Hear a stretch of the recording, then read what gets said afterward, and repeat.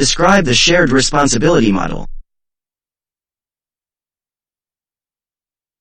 You may have heard of the shared responsibility model, but you may not understand what it means or how it impacts cloud computing.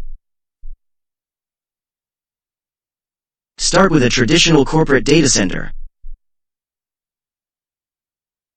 The company is responsible for maintaining the physical space, ensuring security, and maintaining or replacing the servers if anything happens. The IT department is responsible for maintaining all the infrastructure and software needed to keep the data center up and running. They're also likely to be responsible for keeping all systems patched and on the correct version. With the shared responsibility model, these responsibilities get shared between the cloud provider and the consumer. Physical security, power, cooling, and network connectivity are the responsibility of the cloud provider.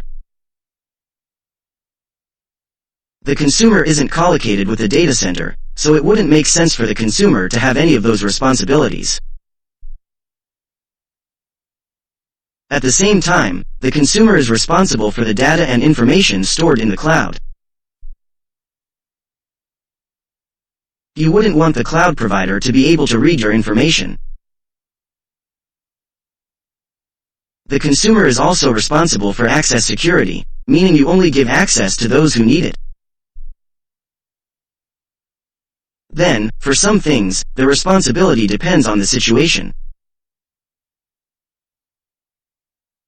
If you're using a Cloud SQL database, the cloud provider would be responsible for maintaining the actual database. However, you're still responsible for the data that gets ingested into the database. If you deployed a virtual machine and installed an SQL database on it, you'd be responsible for database patches and updates, as well as maintaining the data and information stored in the database. With an on-premises data center, you're responsible for everything. With cloud computing, those responsibilities shift. The shared responsibility model is heavily tied into the cloud service types, covered later in this learning path.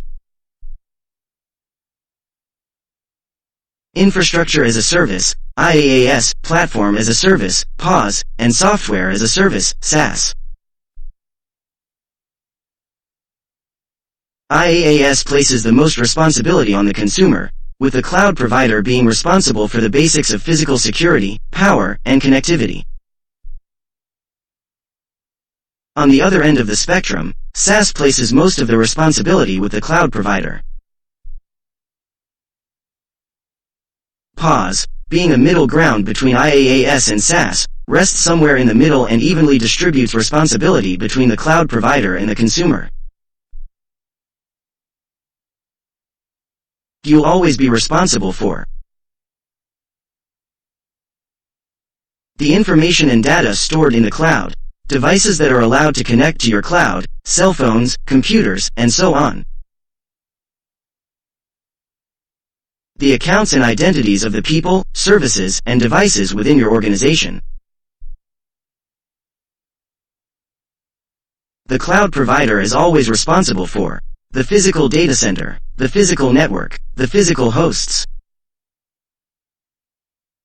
Your service model will determine responsibility for things like operating systems, network controls, applications, identity and infrastructure. The following diagram highlights how the shared responsibility model informs who is responsible for what, depending on the cloud service type.